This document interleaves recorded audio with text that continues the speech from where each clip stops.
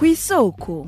Kw'isoko ni ikiganiro mushikirizwa mukagitegurirwa n'urunani rw'amaradiyo Radio Inzamba agateka kawe, Radio RPA ijwi ry'abanyagihugu na Radio Television Renaissance.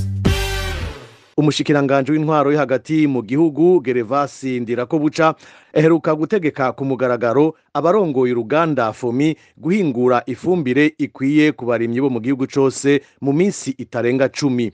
Abanyagihugu bakaba bari bamaze indwi zirenga zibiri basaba iyo fumbire kubera igihe cirima kiriko kirabarengana. Mbega iyo fumbire yabuze kubera iki? Muri ico kiringo catanzwe izoba yabonetse? Ivyo nivyo bibazo tuza kwishura mu kiganiro kw'isoko. Muri kumwe rero na Valehi Muco, ndabaramukije nongera ndabaha ikaze.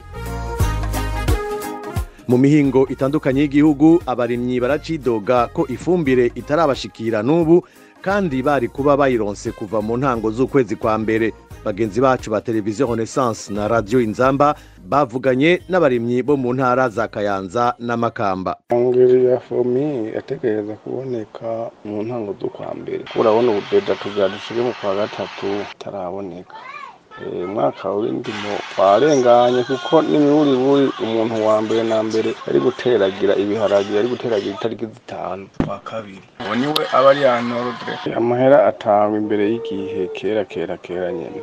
Uba wararishe utayarishe nk'amezi abiri imbere ntacuza kubaza. Wajejwe ntaro baratoje amafaranga y'iyo fumbire none gushika ubu amaso yaheze mu nzira. Ubu nubwo boduha iyo fumbire nta kintu yodushikanako igihe c'itera kisa n'icyo kirarangira uruhombo rumwe rutagira izina. Hano Makamba baratanze amafaranga dusaba ifumbire. Nkaje akarorero natanze amafaranga ahuye n'ibiro 200. None gushika isaha nta kintu turabona. Imvura isigaye igwa nabi icikagurika isigaye icika mu mpera zo kwezi kwa kane. Twacerewe gutera ntitubona uruhombo dufise aho tuzorubaza kandi twaratanze amafaranga. Ku munsi wa kabiri umushikiranganje w'intwaro yo hagati mu gihugu umutekano n'iterambere rusangi yategetse abarongoye uruganda FOMI guhingura ifumbire izohabwa intara zikeneye kurusha izindi mu minsi itarenga 10. Byobabaza cyane ko nyaricubahiro mu gihugu cyacu cy'u Burundi ahabagarira bene igihugu kwitabira uburimyi n'ubworozi amumwene igihugu agasohora isuka amakarimarima kubera yabuze ifumbire kubera ubwigito bwacu twebwe tujejwe kubaraba. Abakuru b'imitumba babwire basigurira bene igihugu kwiyo fumbire turiko dukora hasi hejuru kugira iyo fumbire nayo nyene abatashoboye kuronka iyo yindi kabiri bazokoresha mu kubagara bazokoresha mu bihe bikurikira ko nayo nyene bazoyironka. FOMI tubahadiju ifumbire yose izobe yashitse yitegereza muco. Ariko none iyo fumbire yabuze kubera iki? Emile Nibasumba numwe mu bamenyesha makuru burunani rw'imenyesha makuru RPA Inzamba na Renaissance. Emile Nibasumba, mbega ifumbire y'ihinguriro FOMI yabuze kubera iki? Ego twaravuganye n'amasoko atandukanye mu bushikiranganje bw'uburimyi n'ubworozi atubwira ko ifumbire ya FOMI yabuze kuko yashowe mu bihugu bibanyi na cyane muri Republika ya Demokarasi ya Kongo. Ayo masoko atubwira ko uruganda FOMI gwari gwahejeje guhingura ifumbire ikwiye abarimyi bose bo mu gihugu kwigenekerezo rya 27 mu kwezi kwa mbere. Ariko hakujanwa mu ntara zitandukanye iyo fumbire ngo yapakirwa amakamyo igana ku mbibe z'u Burundi. Ico gikorwa kugira gishoboke ngo babura amatari bahawe itegeko ryo gutonda mu biro vy'icegera c'umuyobozi mukuru wa FOMI Elmenegilde Manyange.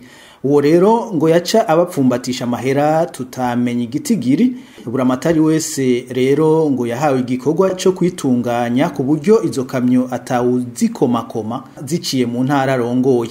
Murumva abajeje intwaro n'abapolisi baba baronse amategeko bagenderako. Amasoko yacu akavuga kandi ko uravye uko ugo rudandazwa rw'ifumbire rwari rutunganijwe bishoboka ko ruzwi imbere no ku nzego zo hejuru cyane mu gihugu. Mu bushikiranganje bw'uburimyi n'ubworozi warajejwe gutunganya ico gikorwa ngo n'uwitwa Elias Ngendabanyikwa uwasanzwe ajejwe ibijyanye no gufumbira isi.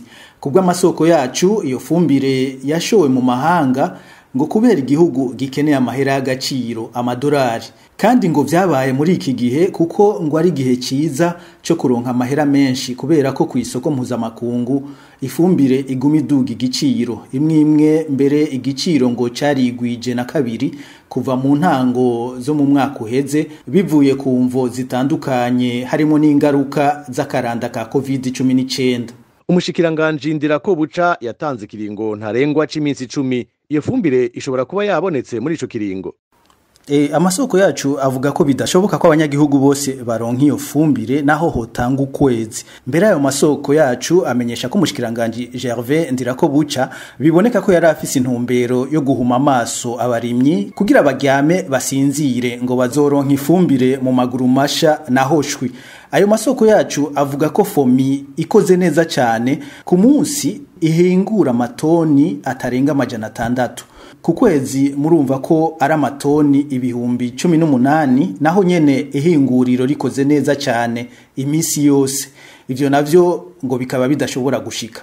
Mu nama iheruka abarongoye FOMI bavuze ko hakenewe amatoni hafi ibihumbi 10 gusa, ariko amasoko yacu avuga ko ibitigiri bitangwa atari vyo namba kuko mu matoni hafi ibihumbi 40 abanyagihugu bakeneye mu gihugu cyose hatanzwe amatoni make cyane, ayandi yaragurishijwe nk'uko twabibabwiye mu ntango. Ifumbire rero y'uruganda FOMI abanyagihugu barashobora kuyironka bacerewe cyane bikazoca bigira n'ingaruka mbi ku ndimo zabo. Iyo fumbire mukaba muzi ko nayo nyene yatanguye gukoreshwa mu gihugu ku mvo za politike, ubushakashatsi butarahera, ariko ivyo sivyo dushimikira ko cyane kuko twarabivuze mu biganiro twagiye turatunganya mu runani rw'ibimenyesha makuru. Tukaba twarondeye abashikiranganje babiri bavugwa muri ayo manyanga, uw'intwaro yo hagati mu gihugu, umutekano n'iterambere rusangi Ndirakobuca Gervais hamwe na Deogide Rurema ajejwe uburimyi n'ubworozi, ariko ntibitavye telefone zabo ngendanwa. Elias Ngendabanyikwa ajejwe ibijanye no gufumbira isi ndimwa mu bushikiranganje bw'uburimyi